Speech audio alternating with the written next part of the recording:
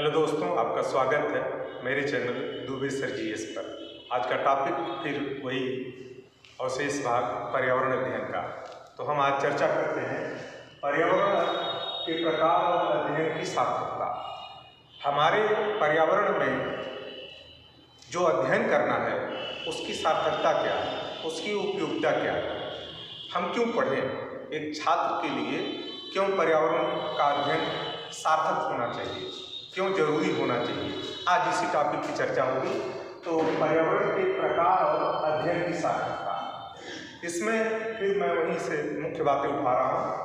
भौतिक पर्यावरण, जैसा कि आप जानते हैं भौतिक पर्यावरण का आशय हो गया वह सारे पर्यावरण के तत्व घटक जो निर्जीव हैं, जिनमें कहीं जीवन लेश मात्र नहीं है, वह सब भौतिक पर्यावरण की श्रेणी में आते हैं। मैं एक एक करके नाम ले रहा हूँ। भौतिक पर्यावरण में पहला जो पॉइंट है उसके भेद में पहला जैविक है, दूसरा अजैविक है। जैविक और अजैविक दोनों के बीच जो बुनियादी अंतर है वह मैं बताऊँ। प्रत्येक जो जीव है उसके जो तत्व हैं उसकी बॉडी में, उसके तत्व जो शरीर में है वह पहले निर्जीव थे, और जो निर्जीव है वही कल सजीव होगा।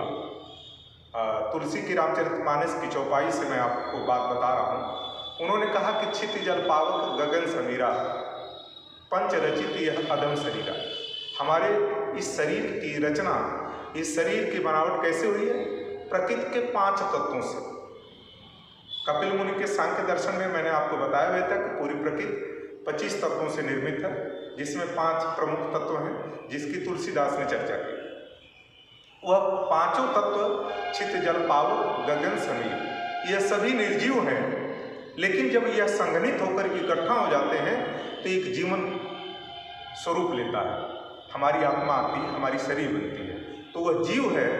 और वह जब बिखर जाएगा, प्राकृतिक तत्व जब इकट्ठा होंगे तो वह जीवन हो जाएगा, और जब वह बिखर जाएंगे तो वह निर्जीव हो जाएगा। अब तो यह बात हो गई जैविक की, और दूसरा अजैविक की। अजैविक उसे कहते हैं जिसमें जीवन नहीं, जीवन रहित वह सारे तत्व अजैविक हैं, और जहाँ जीवन है वह जैविक है। तो जैविक अजैविक का सिंपल सा अर्थ आप जान लीजिए कि जिसमें जीवन नहीं है, अर्थात दूसरे शब्दों में जीवन रहित तत्व अजैविक, हवा, पानी, मिट्टी, आकाश, प्रकाश। जीवन क्या है? सारे जीव, वनस्पतियाँ, जंतु, ये जैविक हैं और यह अजैविक है। इसके बाद बात आती है, एक यह सारे दोनों तत्व मिलकर के भौतिक पर्यावरण को जन्म देते हैं, और भौतिक पर्यावरण से जब जीव आता है तो फिर एक अलग तत्व तैयार होता है जिसे हम कहते हैं सांस्कृतिक पर्यावरण। सांस्कृतिक पर्यावरण में कुछ तत्व हैं जिसकी हम चर्चा करेंगे। एक भौतिक तत्व, दूसरा सांस्कृतिक तत्व। सांस्कृतिक तत्व में धर्म की मैंने चर्चा आपको पिछली कक्षाओं में की थी। धर्म का आशय हो गया जो धारण किया जा सके, धार्यते इति धर्मः। जहाँ मानव होगा, जहाँ समाज होगा, वहाँ कोई न कोई धर्म होगा। वह धर्म अपने अनुसार अपने समाज का निर्माण करता है, उसकी अपनी एक संस्कृति होती है। धर्म जब जब पुराना होगा तो एक संस्कृति को जन्म देगा, और संस्कृति जब पुरानी होकर के नष्ट होगी तो फिर एक नया सभ्यता, नई सभ्यता का, नए धर्म का उदय होगा। ये सभ्यता और धर्म और संस्कृति का जब अलग से चैप्टर चलेगा तो उसे मैं विशद तरीके से बताऊंगा। अभी आप फिलहाल ये जानिए, धार्यते इति धर्मः, जो धारण किया जा सके वह धर्म है। जैसे पृथ्वी धैर्य को धारण करती है, सबके भार को वह ढोती है। पानी शीतलता को धारण करता है, अग्नि उष्णता को धारण करती है। तो धर्म का बहुत विशद व्यापक अर्थ है। जहाँ समाज होगा वहाँ धर्म होगा, जैसे हिंदू धर्म, इस्लाम धर्म, ईसाई धर्म, जैन, सिख, पारसी, बहुत तमाम तरह के धर्म हैं। तो यह धर्म हो गया। फिर समाज की बात जो अभी हमने की है, जब जीव होगा तो समाज होगा, और समाज होगा तो धर्म होगा। धर्म और समाज मिल करके फिर क्या करेंगे, मानव होगा तो निश्चित गमनागमन करेगा, निश्चित वह यात्रा करेगा, तो यात्राओं का जन्म होगा। यात्रा के विविध स्वरूप हो सकते हैं। जब मानव जंगलीपन में था, वहाँ जब अपने जीवन को व्यवस्थित करना शुरू किया तो वह यातायात के लिए जहाँ माल ढोने की बात आई तो गधों को, खच्चरों को पालतू बनाया, खुद को चलने की बात आई तो घोड़ों को पालतू बनाया। इस तरह यातायात के स्वरूप आदिकाल से लेकर के आधुनिक काल तक बदलते गए। घोड़े, गधे, खच्चर से यात्रा करते करते आज मानव रेलवे से, हवाई जहाज से, तमाम तरह के आधुनिक उपकरणों के माध्यम से यातायात को संपन्न कर रहा है।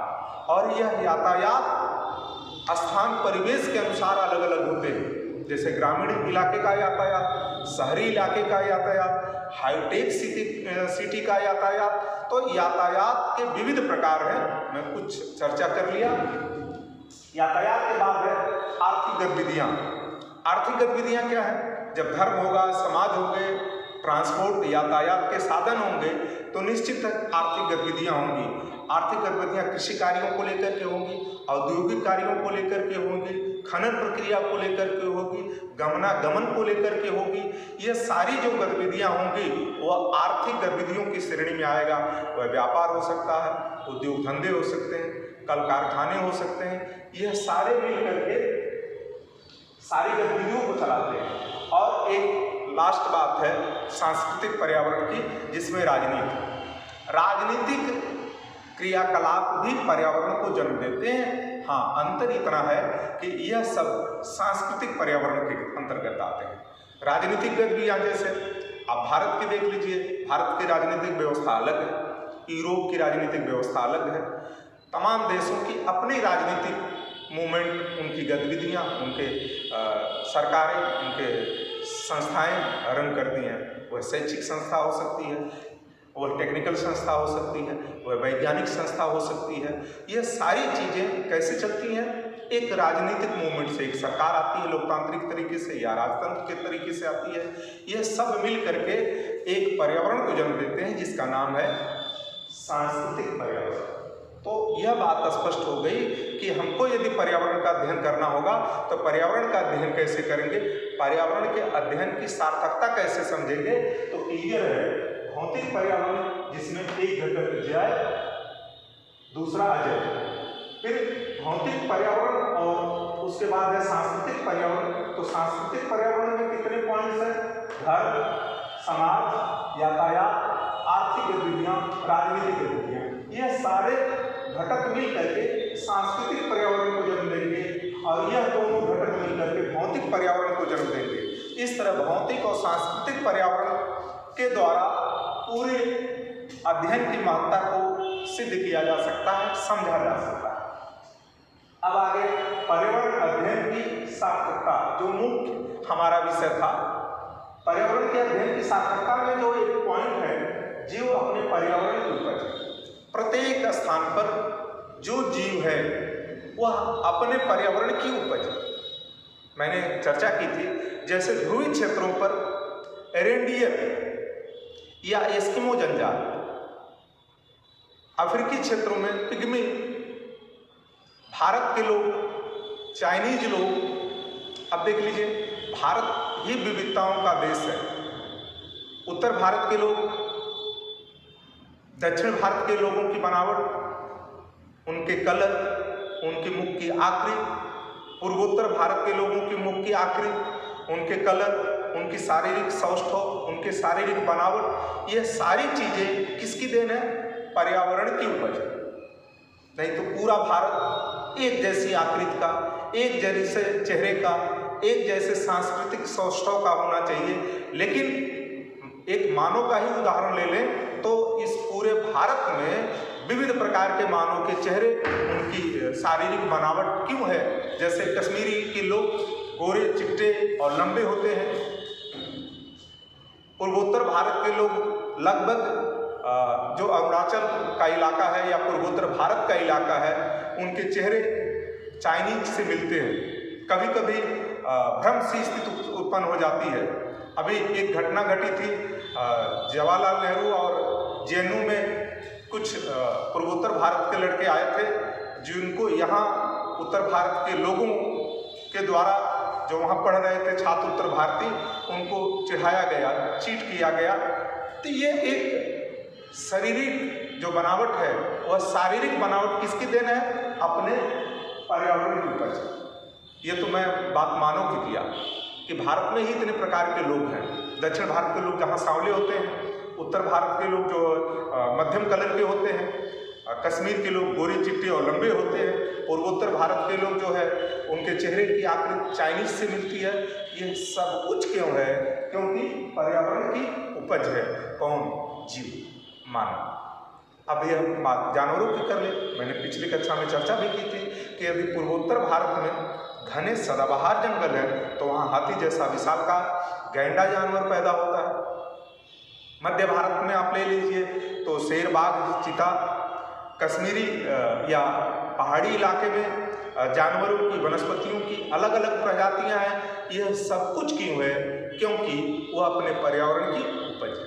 पर्यावरण प्रमुख रोल अदा करता है किसी जीव के पैदा होने में। उसका कलर कैसा होगा, उसका कद कैसा होगा, उसकी काठी कैसी होगी, उसकी बनावट कैसी होगी, वो किस धर्म को मानने वाला होगा, वह किस स्वभाव को मानने वाला होगा, वह किस तरह के भोजन को ग्रहण करने वाला होगा, ये सारी की सारी बातें कौन तय करता है?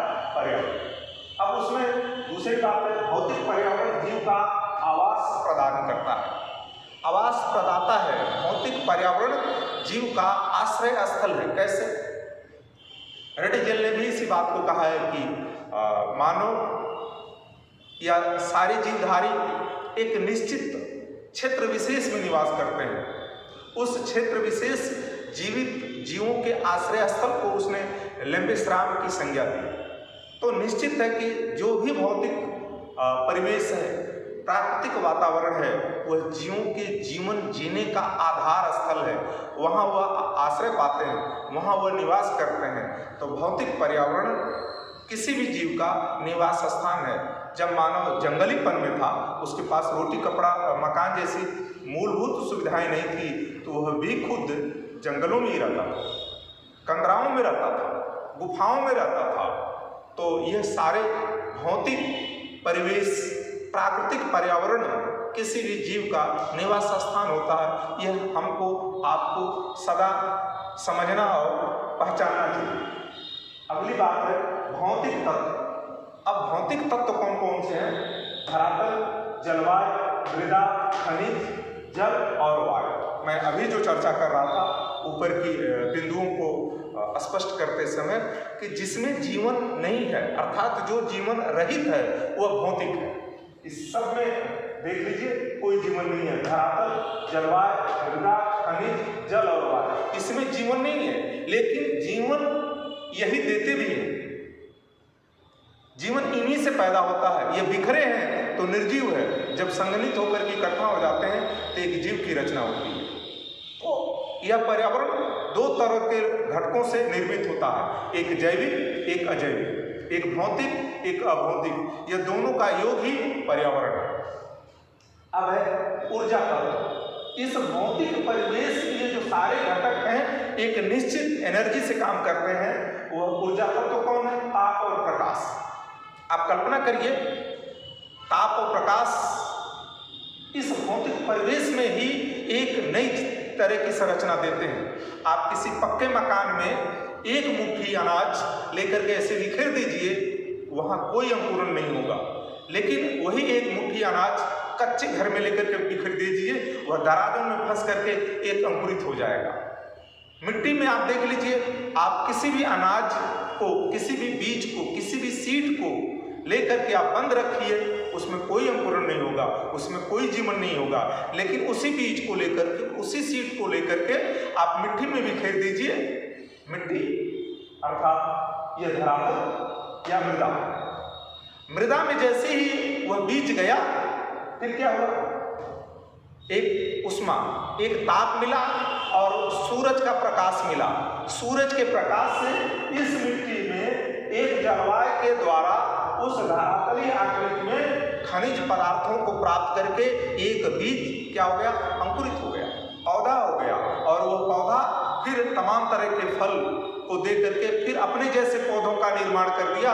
एक बड़ा बृहद जंगल तैयार हो गया और उस जंगल में तमाम नाना प्रकार के जीव जंतु और पौधों का निर्माण हो गया। तो इस तरह प्राकृतिक जीवन और उसमें प्रकृति कैसे काम करती है मैंने आपको बताया कि एक मिट्टी में बीज पड़ा, बीज एक ऊष्मा को प्राप्त किया, वो ऊष्मा प्रकाश से संरक्षित होकर के हवा पानी मिट्टी को लेकर के एक निश्चित जलवायु में एक पौधे को दिया और वो पौधा अपने जैसे हजारों पौधों को दिया, एक जंगल बन गया, उसमें नाना प्रकार के विविध प्रकार के जीव आ गए। तो इस तरह यह भौतिक पर्यावरण काम करता है। अगली बात है जैव तत्व। जैव तत्व क्या है? जब यह घटना घटेगी, एक बीज एक पौधा बनेगा, एक पौधा एक जंगल का रूप लेगा तो वनस्पतियों का निर्माण होगा। और जब वनस्पतियों का निर्माण होगा तो उस वनस्पतियों में क्या होगा? उन सारी वनस्पतियों में जीव और जंतु आएंगे। जब ये जीव जंतु आ जाएंगे एक अच्छे से घटक, एक अच्छे पर्यावरण का निर्माण होगा। यह पर्यावरण इन्हीं सारे एक एक बिंदुओं, एक एक घटकों के योग का प्रतिफल है। यह योग जब तक बना रहेगा तब तक पर्यावरण सुरक्षित रहेगा। इसमें से किसी एक घटक का नष्ट होना, समाप्त होना हमारे आपके पर्यावरण की क्षति है। इसलिए हमारी आपकी जिम्मेदारी यह बनती है कि पर्यावरण के प्रत्येक घटकों को सुरक्षित, संरक्षित हम रखें, आप रखें। अब अगली बात है भौतिक पर्यावरण एवं सांस्कृतिक पर्यावरण का अंतर संबंध। भौतिक पर्यावरण और सांस्कृतिक पर्यावरण में क्या अंतर संबंध है, मैं उस बात को आपको बता रहा हूं। देख लीजिए, अभी मैंने जैसे चर्चा की, अब भारत की ही बात ले लीजिए, आसानी से आप समझ जाएंगे। एक जनजातीय इलाका है, उन जनजातियों का प्रकृति से गहरा नाता है। वह जनजातियां प्रकृति से सीधे जुड़ी हुई हैं। आप देख लीजिए, संथाल जनजाति, भील जनजाति, गोंड जनजाति, ये सारी जनजातियां प्रकृति से गहरा तादात्म्य रखती हैं, गहरा रिश्ता रखती हैं, गहरा नाता रखती हैं। और जो प्रकृति से जितना दूर होगा वह जीवन से उतना दूर हो जाएगा। हम प्रकृति के जितना निकट रहेंगे वह उतने ही मजबूत और उतने ही स्ट्रांग रहेंगे।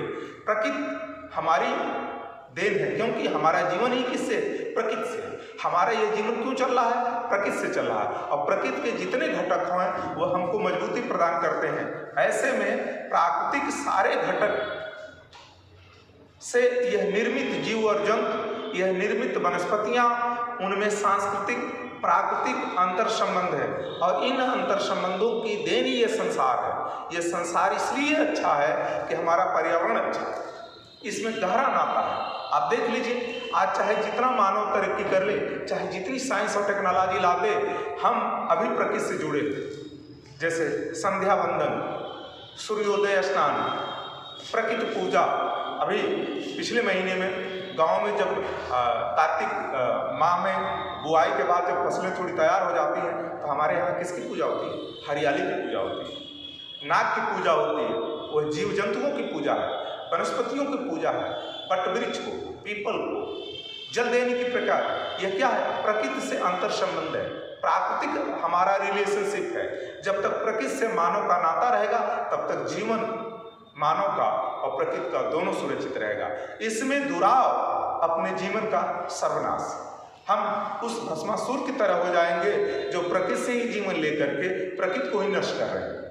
तो मानव और प्रकृति का गहरा नाता है, मानव और प्रकृति में गहरा अंतर रिलेशनशिप है।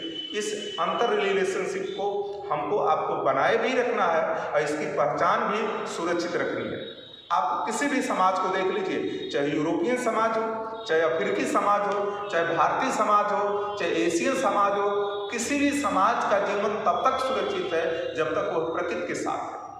हम जितने लग्जरियस जिंदगी की तरफ गए, जितने हम भौतिक जिंदगी की तरफ गए, जितने हम मॉडर्न होते गए, उतने प्रकृति से दूर होते गए। और जब उतने प्रकृति से दूर होते गए तो हमारे जीवन में तमाम दुश्वारियां खड़ी हो गई, तमाम स्वास्थ्य संबंधी समस्याएं खड़ी हो गई, तमाम तरह के रोगों का पैदावार हमारे शरीर में होने लगी। ये रोग क्यों पैदा हो गए? क्योंकि हम प्रकृति से कट गए।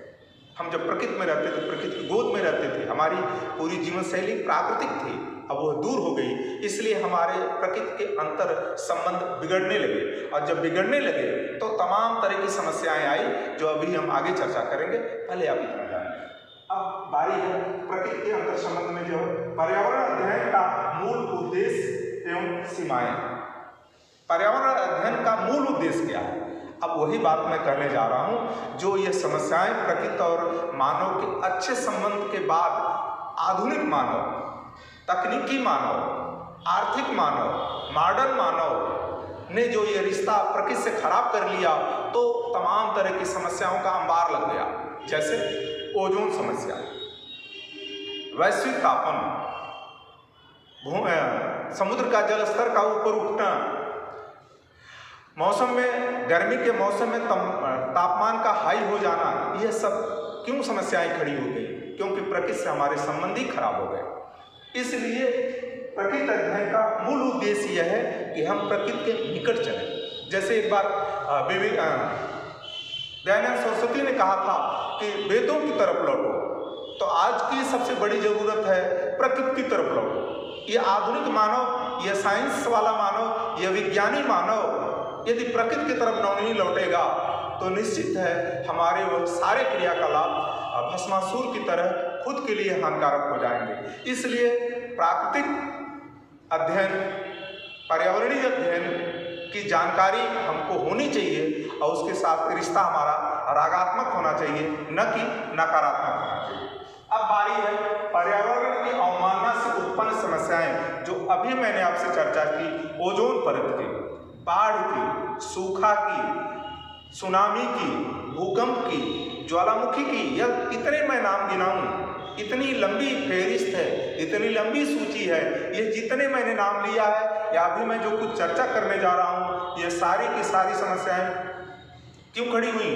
क्योंकि मानव के और पर्यावरण के, मानव और प्रकृति के रिश्ते खराब हो गए। चलिए, अवमानना से उत्पन्न समस्याएं, उसका समाधान क्या है? तो अब आइए बात करते हैं पर्यावरण की महत्ता और बोध। एक शब्द है बोध। मैं आपको एक कहानी के माध्यम से बता दूं, जब तक किसी चीज का हमको बोध नहीं होगा तब तक हम पर्यावरण की सुरक्षा नहीं कर सकते। वह कैसे? ऐसे, एक छोटा सा बालक है, दीपक जल रहा है।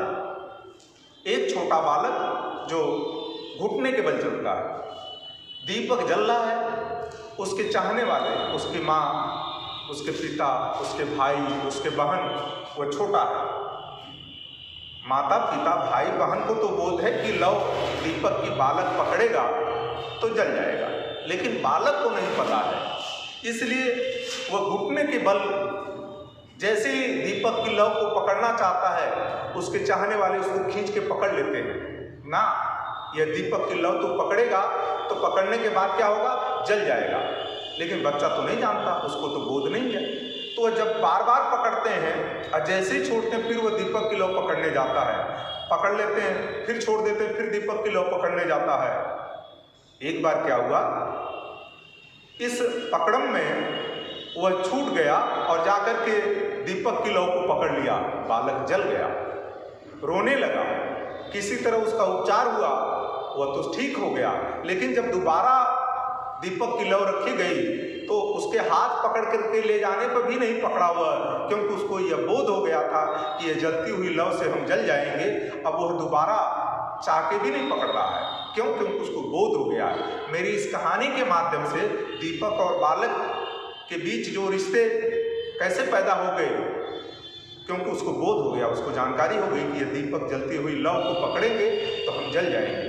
ठीक इसी तरह पर्यावरण की जितनी समस्याएं खड़ी हो रही हैं, वह सुनामी, वह भूकंप, वह ज्वालामुखी, वह वैश्विक तापन, भूकंप, यह सब कुछ इसलिए हो रही है कि मानव को खुद बोध नहीं है। जब से मानव में टेक्नोलॉजी का प्रवेश हुआ है, जब से मानव में विज्ञान का प्रवेश हुआ है, और यह विज्ञान जब से अंधी दौड़ में शामिल हो गया है, हम ऐसा नहीं कहते कि विज्ञान हर हालत में खतरनाक है। विज्ञान हमारे लिए अच्छी चीज है, वैज्ञानिक जीवन शैली अच्छी है, लेकिन अंधी होड़ हमारे लिए खतरनाक है। एक दूसरे से आगे निकलने की होड़ खतरनाक है। यदि ये होगा तो ये सारी समस्याएं खड़ी होंगी जिनका हमने नाम लिया है। तो अब प्रश्न उठता है कि इसको किया कैसे जाए, इसको सीमित कैसे जाए, इसको कम कैसे कर सकते हैं? तो अब बारी आती है बोध की। जैसे बालक और दीपक के लौ के बोध के बाद वह दोबारा लौ को नहीं पकड़ा, हमारी आपकी ये जिम्मेदारी बनती है कि पर्यावरणीय समस्याओं का वर्गीकरण करें, उसकी कैटेगरी बनाएं, उस कैटेगरी के माध्यम से हम उसको चिन्हित करें और उस समस्या को शैक्षिक पाठ्यक्रम में, आपके सिलेबस में ला करके पूरे जनमानस को तैयार किया जाए कि पर्यावरण की क्षति कहाँ कहाँ कैसे कैसे हम और आप कर रहे हैं। यदि ऐसी जानकारी सबको दी गई तो निश्चित पर्यावरण की हम सुरक्षा कर सकते हैं। यही पर्यावरण बोध है। तब आइए हम बांटते हैं पूरे विश्व की पर्यावरणीय समस्याओं की कैटेगरियाँ। कितनी कैटेगरी में पर्यावरण की समस्याओं को बांट करके खत्म किया जा सकता है, तो उसका नंबर 1 है जैसे अनुभूत पर्यावरण। अनुभूत पर्यावरण का आशय हो गया, जब तक हमको खुद अनुभूत नहीं होगी तब तक पर्यावरण की सुरक्षा नहीं कर सकते। जैसे दीपक की लौ की कहानी के माध्यम से हमने बताया। पर्यावरण बोध तब होगा कैसे, जब दीपक की लौ के माध्यम से हमको खुद जानकारी हो जाएगी कि पर्यावरण का हम नाश कैसे कर रहे हैं। तो उसमें एक बात जुड़ेगी, रचनात्मक उपागम। रचनात्मक उपागम का आशय पहले मैं आपको बता दूं, इसका अर्थ स्पष्ट कर दूं। उपागम माने साधन होता है। अब पर्यावरण के क्षरण को, पर्यावरण के विनाश को कैसे रोकेंगे, किस साधन से रोकेंगे। यहाँ उपागम का मतलब हो गया साधन, उपागम का अर्थ हो गया माध्यम। किस रचनात्मक उपागम से हम पर्यावरण की क्षति रोकेंगे। अब मैं आपको उदाहरण बता रहा हूँ। कल्पना करिए हमको हाईवे बनाना है तो हम सड़क के किनारे पौधों को काटेंगे। हमको कंस्ट्रक्शन करना है तो हम जंगल को काटेंगे। तो हम ये नहीं कहते कि कंस्ट्रक्शन नहीं होना चाहिए, ये नहीं कहते कि हाईवेज नहीं बनने चाहिए, बने, लेकिन जितने पेड़ कटें उतने उनका रोपण भी होना चाहिए। यदि हम जितना काटते हैं उतने पौधों का रोपण करते हैं तो यह क्या हो गया, रचनात्मक उपागम। पर्यावरण को बचाने का कौन सा साधन है, पर्यावरण को बचाने का कौन सा माध्यम है, ये हो गया रचनात्मक माध्यम। अब दूसरी बात है मूल्यांकन उपागम। जब जब कोई हम क्रियाकलाप करते हैं तो उसका फीडबैक हमको लेना चाहिए। हम कंस्ट्रक्शन कर रहे हैं, हम भवन बना रहे हैं, बिल्डिंग बना रहे हैं, शहर का निर्माण कर रहे हैं, हाईटेक सिटी बसा रहे हैं, सड़कें डाल रहे हैं, रेलवे डाल रहे हैं, ट्रैक बिछा रहे हैं, तो उसका हमको समय समय पर मूल्यांकन भी करना चाहिए कि जो वर्क हमारा हो रहा है, वैज्ञानिक जो तकनीकी विकास हम कर रहे हैं, उससे हमारे समाज को, हमारे पर्यावरण को कितना नुकसान हो रहा है, कितना फायदा हो रहा है। यदि हम सतत मूल्यांकन करेंगे तो होती हुई खामियों को समय रहते हुए हम दूर कर लेंगे। तो इस तरह पर्यावरण का बोध हम कैसे इसको दूर करेंगे, एक रचनात्मक माध्यम से, एक मूल्यांकन के माध्यम से। अब बारी है विश्व स्तर पर पर्यावरण बोध। जो मैंने चर्चा की है कि पूरे पर्यावरणीय समस्याओं को 3 कैटेगरी में बांटेंगे, एक विश्व स्तर की, एक राष्ट्रीय स्तर की, एक स्थानीय स्तर की। तो पहले हम राष्ट्रीय स्तर की चर्चा कर लें। विश्व स्तर पर पर्यावरण बोध में सबसे बड़ी और गहरी समस्या क्या है, ओजोन परत। आधुनिक मानव ने क्या किया, अपने लग्जरियस जिंदगी को जीने के लिए तमाम ऐसे सुविधाभोगी जीवन शैली को अपनाया जिससे पर्यावरण की क्षति हो रही है। उसका एक उदाहरण मैं दे रहा हूँ, ओजोन परत। हम एसी लगा रहे हैं, सारी ऑफिसें हमारी एसी हैं, क्लासेज हमारी एसी हैं, मकान और रूम हमारे सारे एसी हो गए। उसमें एक गैस इस्तेमाल होती है जिसका नाम है CFC, क्लोरोफ्लोरोकार्बन। ये क्लोरोफ्लोरोकार्बन आकाश में रिस करके जाकर के एक लेयर बना दे रहा है और सूर्य की रोशनी, प्रकाश धरती पर आकर के जो रिफ्लेक्ट होता था उसे जाकर के वो रोक दे रही है। धरती का तापमान बढ़ जा रहा है और बर्फें पिघल रही हैं। ओजोन परत में छिद्र होने के कारण ये घटना हो रही है। आपको ओजोन परत की विशद जानकारी प्राप्त करनी है तो मेरी ओजोन परत की वीडियो की क्लास आप देख लें। आपको उसमें मैंने ओजोन से खड़ी हुई समस्याओं को विस्तार से बताया है। यहाँ केवल संक्षेप में मैं चर्चा कर दे रहा हूँ। ओजोन परत विश्व की समस्या है, वैश्विक तापन विश्व की समस्या है, भूमंडलीकरण विश्व की समस्या है। तो यह विश्व की समस्याएं जो है पर्यावरण की क्षति कर रही हैं, पर्यावरण का नुकसान कर रही हैं। अब है राष्ट्रीय स्तर पर पर्यावरण बोध। राष्ट्रीय स्तर पर पर्यावरण का बोध क्या, बाढ़, प्रदूषण और जंगल की आग। मैं एक एक करके बता रहा हूँ। जैसे आसाम का इलाका हमारा अक्सर बाढ़ से डूबा रहता है। जो पूर्वोत्तर भारत है बाढ़ से प्रभावित रहता है। अब तो बाढ़ें हर क्षेत्र में आ रही है। अभी दक्षिण में भयंकर बारिश हुई थी, राजस्थान में बारिश हुई थी और दक्षिण में राजस्थान में जो बारिश हुई थी, ये सारी बारिश बाढ़ को जन्म देती है। और सबसे ज्यादा प्रभावित हमारा कौन रहता है? बिहार। कोसी, दामोदर, जिसे बिहार और बंगाल का शोक करते हैं, ये सारी नदियां जन जीवन को ली जाती हैं, समाप्त कर देती हैं, बाढ़ की विभीषिका चरम पर चली जाती है। ये किसके कारण है? राष्ट्रीय स्तर पर पर्यावरण बोध की जानकारी है, जो हमारे नीति नियंता है, योजना आयोग है, देश के प्लानिंग कमीशन है, देश के संसद के निर्माता इस बात का ध्यान रखें कि राष्ट्रीय स्तर पर पर्यावरणीय समस्याओं का मूल्यांकन सतत नहीं करेंगे तो देश का नुकसान, समाज का नुकसान और पर्यावरण का नुकसान होगा। यह बाढ़ की बात है, प्रदूषण की बात है। मैं अभी एक चर्चा कर दूं, दिल्ली हमारी सबसे ज्यादा वायु प्रदूषण से पीड़ित है। कल्पना करिए, दीपावली के मौसम में जो पटाखे फूटते हैं, वहां एक एक घर में यदि 4-4 मेंबर हैं तो सबके पास 4 व्हीलर है। कार्बन डाइऑक्साइड, वाहनों के धुएं, फैक्ट्रियों के धुएं से दूषित दिल्ली आने वाले समय में ऑक्सीजन का मास्क लेकर के, ऑक्सीजन का बॉक्स लेकर के चलना पड़ेगा। और आपको बता दें, दिल्ली की हालत ये हो गई कि यदि सफेद कपड़े शर्ट पहन करके निकले तो शाम को काले हो जाते हैं। इतनी दूषित हमारी दिल्ली हो गई और यह समस्या हमारी राष्ट्रीय स्तर पर है और यह प्रदूषण की बात। अगली बात है जंगल में आग। उत्तराखंड हमारा एक ऐसा पर्वतीय प्रदेश है जिसमें आए दिन आग लगती है। यह जंगल की आग, वैसे ही हमारे पास वन घट रहे हैं, मानव बढ़ रहे हैं, ऑक्सीजन की वैसे ही सप्लाई कम हो रही है, तो ऐसे में यदि जंगल की आग प्रतिवर्ष लगती रहेगी तो वह वनस्पतियों को, उस इलाके के जीवों को नष्ट करती है, साथ में ऑक्सीजन की भी कमी को पैदा करती है। यदि जंगल की आग इसी तरह लगती रही जो उत्तराखंड की है तो निश्चित हमारा नुकसान होगा। अब बारी है क्षेत्रीय स्तर पर पर्यावरण बोध। क्षेत्रीय स्तर पर पर्यावरण बोध क्या है? लोकल, स्थानीय स्तर पर पर्यावरण की समस्याएं जो खड़ी होती हैं। मैं फिर एक उदाहरण वही उत्तराखंड से दे रहा हूँ, चिपको आंदोलन की। चिपको आंदोलन क्या है? उत्तराखंड या हिमालय के पर्वतीय प्रदेशों में क्या हुआ? पौधों को काटा जाने लगा।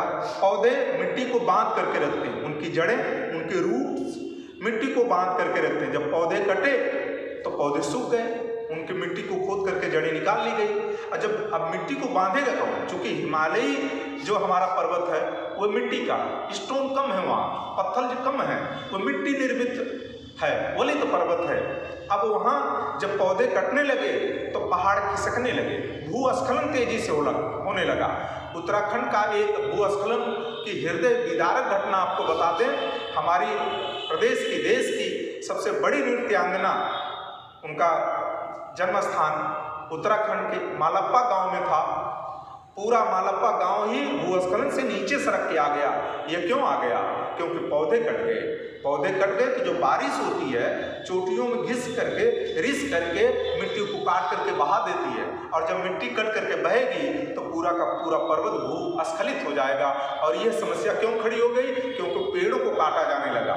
इस बात को लेकर के प्रमुख पर्यावरणविद सुंदरलाल बहुगुणा ने, उनके मन में एक सोच आई, हम इन पौधों को नहीं बचाएंगे, इन वृक्षों को नहीं बचाएंगे तो पूरा उत्तरांचल उजड़ जाएगा, पूरा उत्तरांचल नष्ट हो जाएगा। अब वह क्या किए?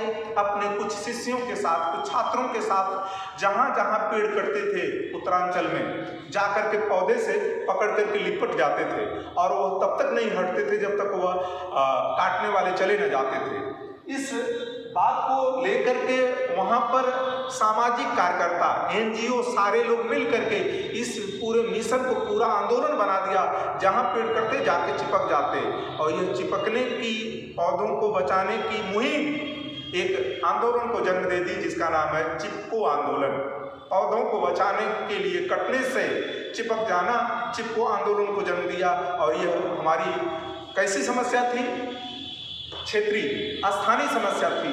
चिपको आंदोलन लोकल स्तर पर एक प्रदेश में थी, क्योंकि वहाँ पौधे काटे जा रहे थे। पौधों को बचाने के लिए यह मुहिम चिपको आंदोलन को जन्म दी। इस तरह पर्यावरणीय बोध 3 स्तर पर करके हम 3 तरह से पर्यावरण को बचा सकते हैं, एक विश्व स्तर पर, एक राष्ट्रीय स्तर पर और एक स्थानीय स्तर पर। अब पर्यावरण का विकास क्रम क्या है? पर्यावरण का विकास क्रम को हम थोड़ा सा वर्गीकृत कर देते हैं, बांट देते हैं। तो पर्यावरण का विकास क्रम मैं आपको बता दूं, जब मानव जंगल में आया, जंगलीपन से मानव आज आधुनिक मानव तक, होमो सैपियंस मानव की यात्रा जो विकास की चली, उस विकास की यात्रा को मैंने क्रमबद्ध किया है और उसका ये पॉइंट है सिंधु सभ्यता। पर्यावरणीय विकास का क्रम क्या है? पहले मैं शुरू करता हूँ सिंधु सभ्यता से। सिंधु सभ्यता में मानव कैसा था? प्रकृति पूजक था। सिंधु सभ्यता कालीन मानव प्रकृति पूजक था। कैसे? जैसे देखिए, हम अग्नि पूजा करते थे, हम सूर्य उपासना करते थे, हम जल की उपासना करते थे। तो सूर्य की उपासना, जल की उपासना, प्रकृति की उपासना, पौधों की उपासना, यह हमारा पर्यावरण और प्रकृति का गहरा नाता था। और यह नाता कब तक चला? सिंधु सभ्यता काल तक मानव प्रकृति पूजक था। फिर बात आई वैदिक काल। जब वैदिक काल आया तो मानव क्या किया? आध्यात्म और प्रकृति के बीच गहरा नाता तैयार हुआ। हमारा धर्म, हमारा आध्यात्मिक पक्ष इतना स्ट्रांग था कि हम प्रकृति और आध्यात्म के बीच जो रिश्ते पैदा हुए वह वैदिक कालीन सभ्यता तक चलते रहे। तब तक प्रकृति और मानव के बीच रागात्मक संबंध था। फिर बात आती है रामायण काल। रामायण काल की पूरी कहानी यह बताती है कि मानव जीवन, जो चक्रवर्ती राजा सम्राट राम थे, उन्होंने पूरा जीवन अपना कहाँ बिताया? दंडकारण्य के जंगल में। दंडकारण्य, अरण्य का अर्थ जंगली जीवन, वन। अब पूरा राम वन में ही गए। मैं आपको एक शब्द बता दूं, राम वन गए तो बन गए। राम ये जब तक अयोध्या में थे तब तक श्री राम थे, और जब राम वन गए तो बन गए और हो गए मर्यादा पुरुषोत्तम राम। लोक जीवन की संस्कृत, लोक जीवन शैली कहाँ से उन्होंने अपनाई? जंगल से अपनाई। और यह कहानी यह बताने के लिए पर्याप्त है कि हमारा रामायण काल तक प्रकृति और पुरुष का संबंध बहुत निकट, बहुत प्रेम पूर्वक था। आप हनुमान, आप सुग्रीव, राम, ये सारी घटनाएं, ये सारे पात्र ये बताने के लिए पर्याप्त हैं कि मानव कितना प्राकृतिक था, मानव कितना अपने प्रकृति के साथ गहरे रिश्ते बना करके रखता था। अब बात है महाभारत का। महाभारत काल जो है विज्ञान और आध्यात्म के बीच अच्छे रिलेशन के साथ हुआ। वहाँ महाभारत काल में शक्तियाँ तो थी, लेकिन शक्तियों का दुरुपयोग नहीं होता था। आप देख लीजिए, भीष्म पितामह के पास पक्षपास्त्र था, अर्जुन के पास पक्षपास्त्र था, द्रोणाचार्य के पास पक्षपास्त्र था, लेकिन इन आग्नेयास्त्रों का, इन पक्षपास्त्रों का प्रयोग कभी रामायण महाभारत काल में उन्होंने दुरुपयोग नहीं किया। मानव के हितार्थ किया, मानव के कल्याण किया। मैंने जितने नाम ले रहा हूँ, भीष्म पितामह का, द्रोणाचार्य का, अर्जुन का, परशुराम का, ये सारे के सारे लोग पक्षपास्त्रों से लैस थे, आग्नेयास्त्रों से लैस थे, लेकिन उन्होंने कभी प्रकृति और मानव का नुकसान नहीं किया। लेकिन धन्य हो आधुनिक मानव, आज अग्नि, अमेरिका की मिसाइलें, रसिया की मिसाइलें, इतनी लंबी, इतनी मारक क्षमता की मिसाइलें, हाइड्रोजन बम, परमाणु बम, इस तरह के आविष्कार करके हमने क्या कर लिया? पूरे जीवन को सत्यानाश कर दिया। मैं एक उदाहरण दे रहा हूँ, विश्व युद्ध, जापान नागासाकी, हिरोशिमा में बम गिरा करके हमने जो आग्नेयास्त्रों का, पक्षपास्त्रों का प्रयोग किया, आज भी वहाँ मानव विकलांग पैदा होता है। पूरे प्रकृति का हमने क्या कर दिया? सत्यानाश कर दिया और मानव के रिश्ते खराब हो गए। अब है आधुनिक काल और दोहन और तकनीक, जो मैंने चर्चा की है। अमेरिका ने परमाणु बम गिरा करके किसको नष्ट कर दिया? जापान को। और जापान को नष्ट नहीं किया, उसने पर्यावरण का नुकसान किया। भोपाल गैस त्रासदी, भारत में भोपाल गैस का जो रिसाव हुआ कार्बाइड का, उससे आज भी वहाँ के बच्चे, वहाँ के लोग पर्यावरण के उस दुष्प्रभाव को झेल रहे हैं। तो आधुनिक मानव अपने टेक्नोलॉजी का, अपने आधुनिकपन का, अपने मॉडर्निटी का प्रयोग करके केवल प्रकृति से रिश्ते बिगाड़ रहा है। और प्रकृति से रिश्ते बिगाड़ने का आशय सिंपल सा है, खुद का सत्यानाश भस्मासुर की तरह। मित्रों, मेरा एक आपसे अनुरोध है कि हम बहुत कुछ बड़े पैमाने पर नहीं कर सकते, लेकिन अपनी क्षमता में जहाँ जो है वह प्रकृति के साथ रागात्मक रिश्ता रखे। आज की इस क्लास का सबसे बड़ा उद्देश्य है, और आज आपको बता करके मुझे बड़ा हर्ष हो रहा है कि मेरे इस पूरे Dubey sir GS YouTube class की संख्या व्यूअर की 5000 चली गई। अपने सारे व्यूअर्स को, अपने सारे सुनने वालों को मेरी तरफ से, मेरी टीम की तरफ से ढेर सारी शुभकामना, आपको ढेर सारी बधाई।